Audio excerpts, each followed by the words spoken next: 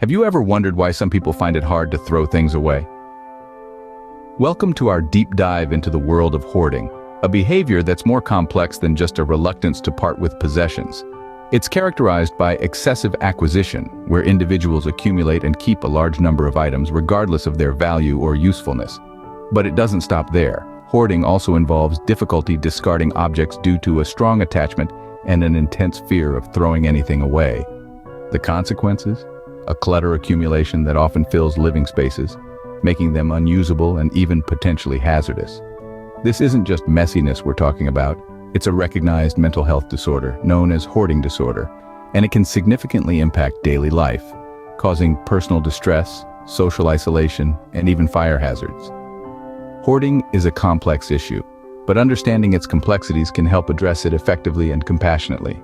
Ever puzzled over what leads to hoarding behavior? Now let's delve into the potential causes. Hoarding, much like any other behavior, isn't born out of thin air. There are several factors that may contribute to its development. First, we have genetics, a bit like inheriting your grandma's curly hair or your dad's knack for cooking. Some studies suggest that certain genes may increase the risk of hoarding. Next, we find trauma or stress. Imagine a rough patch in life acting as a trigger, leading to coping mechanisms involving hoarding. Then we see mental health conditions like depression, anxiety, and OCD. These can co-occur with hoarding disorder, making it a complex issue intertwined with other challenges. Finally, physical or learning disabilities can play a role too. These can make organizing and maintaining living spaces difficult, leading to clutter accumulation. While these factors can contribute, it's important to remember that they don't explain everything. The causes of hoarding are not fully understood, and they can be as unique as the individuals experiencing them. As we see, the causes of hoarding can be complex and multifaceted. Wondering if there's a way out of this challenging behavior? Well, you're in the right place. Let's delve into some effective approaches to overcoming hoarding. Cognitive behavioral therapy, or CBT, is one such approach. It helps individuals identify and modify thought patterns and behaviors contributing to hoarding. Pretty powerful, isn't it? Next is exposure therapy. This involves gradual exposure to situations that trigger anxiety about discarding possessions. Over time, this can help reduce the fear associated with throwing things away. Medication might also be part of the solution. While it's not a standalone cure, certain medications can manage the anxiety and depression that often accompany hoarding disorder. And let's not forget the power of community. Support groups provide a space to connect with others who understand the challenges of hoarding. They can offer invaluable support and guidance.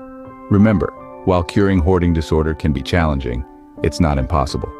With the right strategies and support, overcoming hoarding is within reach. Could there be any possible upsides to hoarding? This might seem like an odd question, but in certain specific situations, some potential positives may surface. For instance, individuals with a passion for history or particular subjects may end up preserving valuable historical or cultural artifacts. Then there's the aspect of resourcefulness and preparedness. Some forms of hoarding might involve collecting useful items that could be repurposed or come in handy during emergencies. And in rare cases, hoarding could even have environmental benefits, like when individuals collect discarded items that would otherwise end up in landfills. But let's not lose sight of the bigger picture here.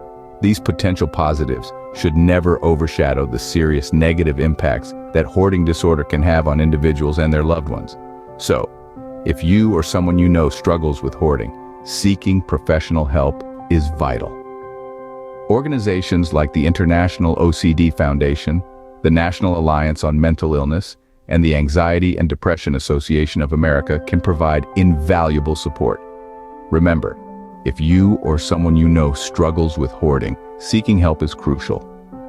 Early intervention and the right treatment can significantly improve quality of life.